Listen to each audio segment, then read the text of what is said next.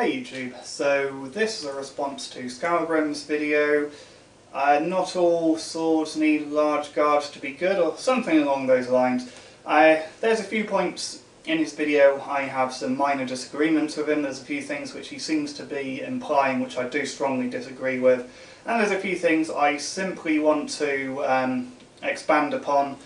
So one of the first things he mentions is that he's used to using double-edged swords. That's what he's learned, so he has a bias towards them. Of course, I've got my own biases. Having a bias doesn't necessarily make you wrong, however.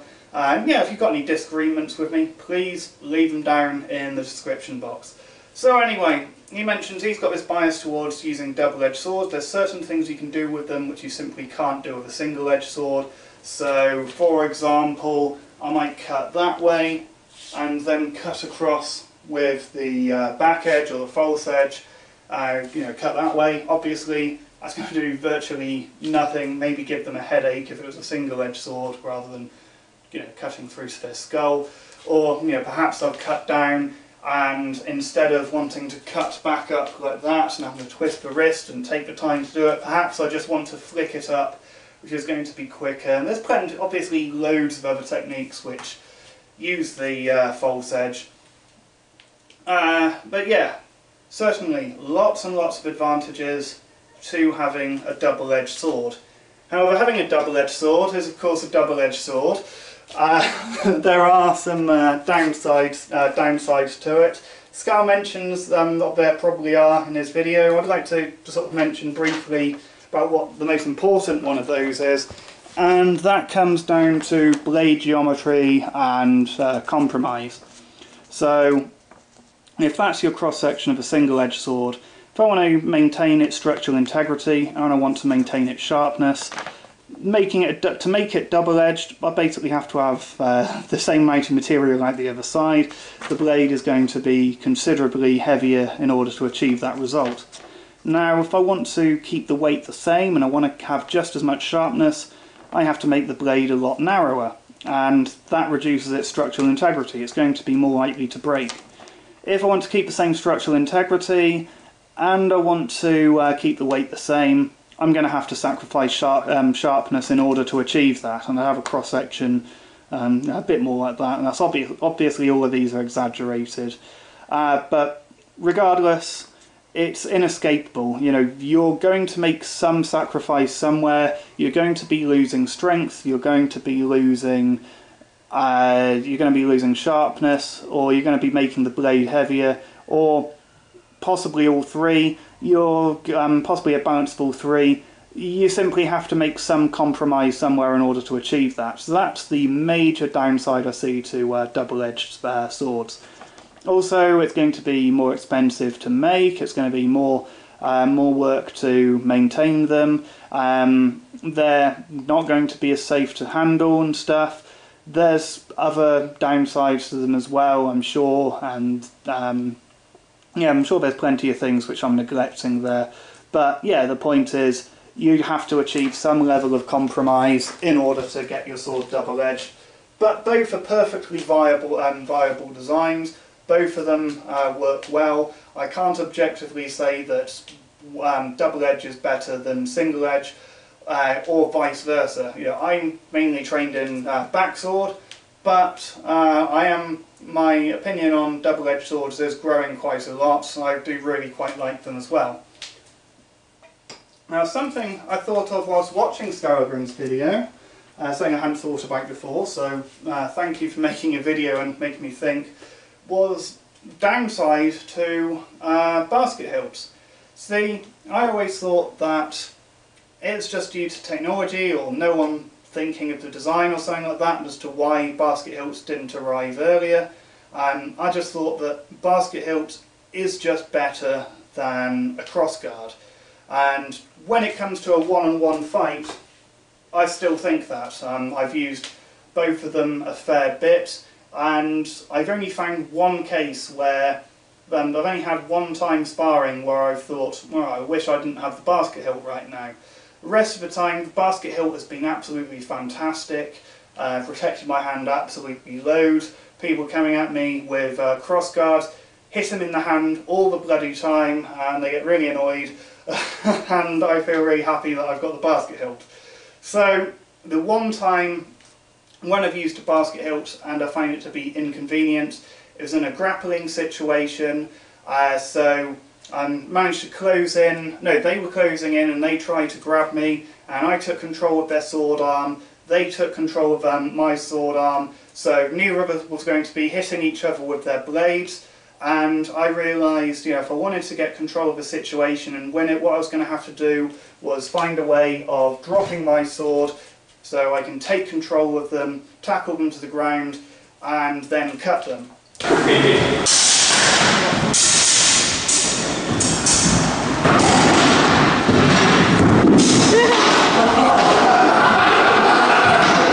However, because I had the basket hilt and it's got all this crap here, it was sort of getting stuck to my hand. I was frantically trying to shake it out of my hand, and it was pretty damn inconvenient. Eventually, though, I did manage to get free of it. I did manage to get control of the situation, but yeah, the existence of about 1 out of the 1,000 or so times I've actually sparred, having wanting to use the crossguard, you know, that doesn't invalidate the fact that these are just better for one-on-one sparring.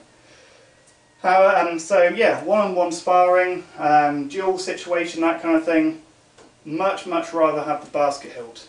Where the crossguard, I think, is useful is if you want to switch weapons. So with this, you know, I can quite easily switch it from one hand to the other. It's going to be slightly quicker to take out or put away, or switch from one weapon to another than it is with the basket hilt. Basket hilt is just that much more awkward to pick up.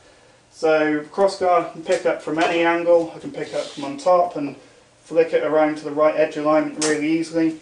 Can't do that with the basket hilt, and I suppose I could from there.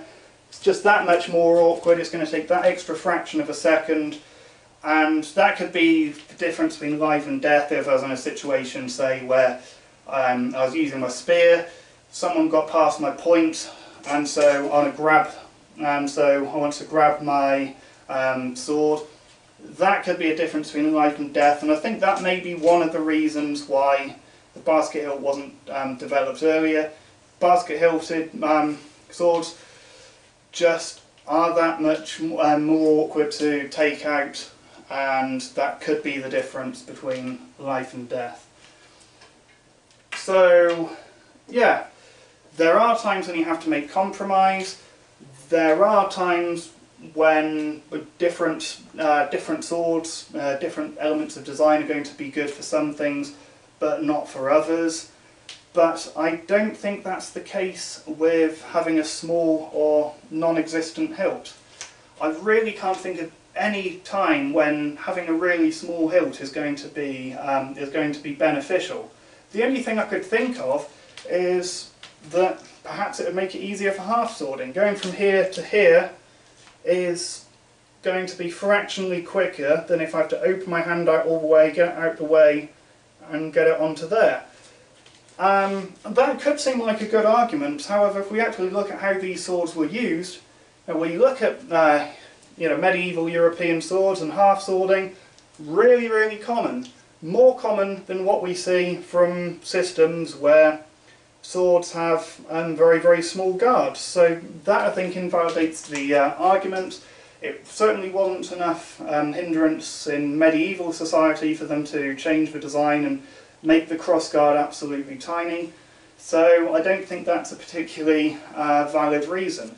Now, it's worth noting that Scal doesn't actually give any reasons why it would be beneficial. He just simply implies that, well, you have to make compromise in these other elements of design, and I guess therefore it implies that because there's compromise in some elements of design, there have to be compromise in all elements of design. I'm sorry, I really don't buy that.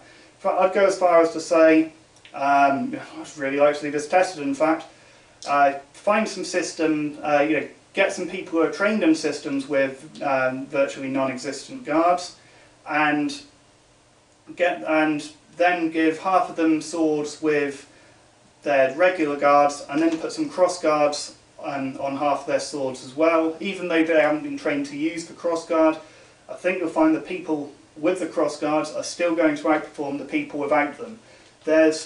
Unless this was ridiculously oversized, it's not going to get in the way of any technique.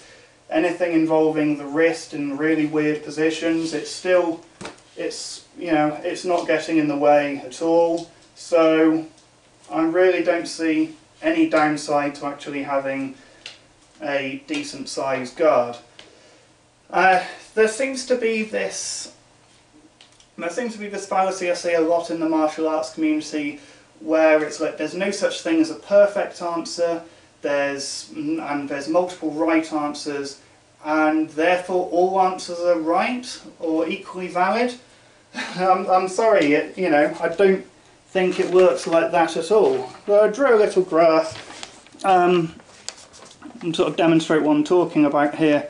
So this is basically looking at cutting swords and thrusting swords. Here we've got thrusting axis, here we've got cutting axis. We're saying a rapier is your perfect thrusting sword for the purposes of this anyway, and your tulwar is your perfect cutting sword, and backsword we'll say is your perfectly balanced sword between the two. Now, we look at the rapier. We could make it better at cutting by making the blade thinner, but that would make it worse at thrusting. The blade's not going to be as rigid. The tulwar, we can make it straighter, we could make the blade thicker, and that would make it better at thrusting, but it would make it worse at cutting. And so all possible swords are going to exist somewhere on this side of the graph. That point there, the perfect cutting and perfect thrusting sword is simply impossible. You're going to have to make some compromise in order to achieve it. So there we've got all your possible swords, there's all your impossible swords, but that doesn't mean all swords are going to fit perfectly along this line. Some swords are just going to be badly designed. The handle could be weak, it could be made out of copper or bronze rather than iron,